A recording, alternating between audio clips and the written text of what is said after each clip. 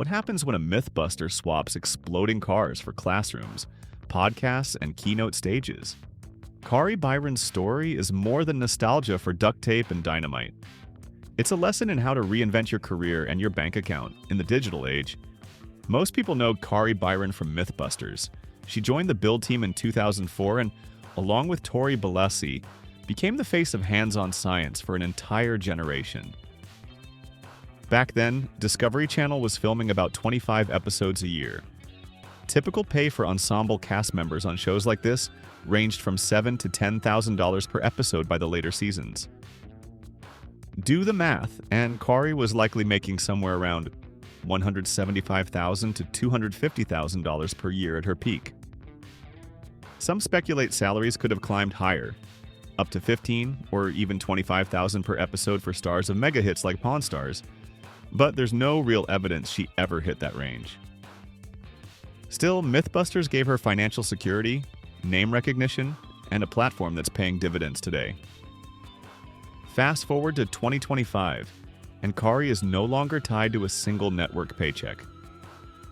Instead, she's diversified across podcasting, speaking, and her own education startup. The biggest new project is MythFits, a weekly podcast she co-hosts with Tori Balesi. The show mixes MythBuster stories with quirky science and pop culture. Advertisers already include names like Mando Deodorant and BetterHelp Therapy. Here's how the money shakes out. At 50,000 downloads per episode, the host could net around $123,000 a year.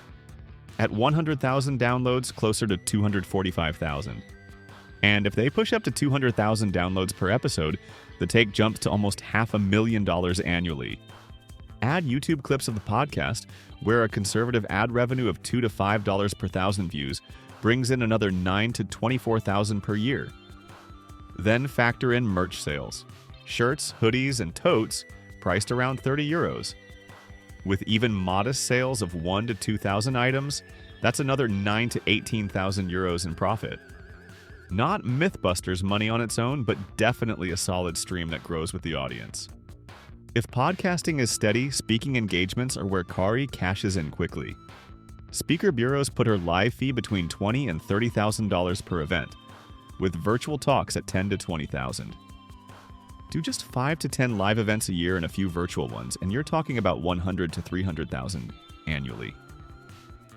In October 2025, she's already booked as a keynote at the Australian Cyber Conference, which likely paid top-tier rates.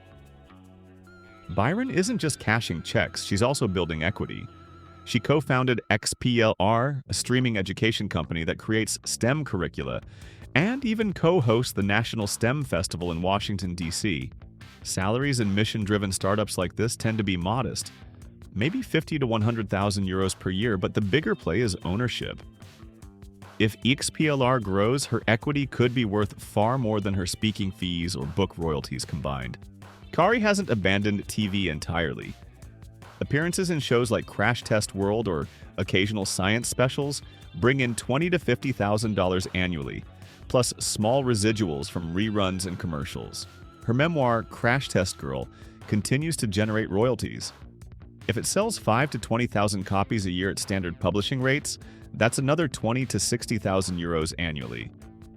On Instagram, where she has more than 330,000 followers, sponsored posts are valued at 3,000 to 7,000 euros each. With even 3 sponsored posts a year, that's 9,000 to 21,000.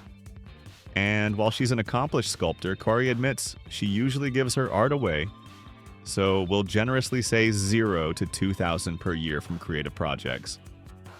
Stack it all together, and Kari Byron's estimated 2025 income lands somewhere between 260,000 and 1.3 million euros, or about 300,000 to 1.4 million US dollars. The exact figure depends heavily on podcast downloads and how many times she hits the stage. So how does that stack against the old MythBusters days? At her peak, Kari might have earned 175,000 to 250,000 annually, possibly more if Discovery paid above market. Today, even in the conservative scenario, she's at least matching that, and at the high end, she's 5 times ahead. The difference is volatility.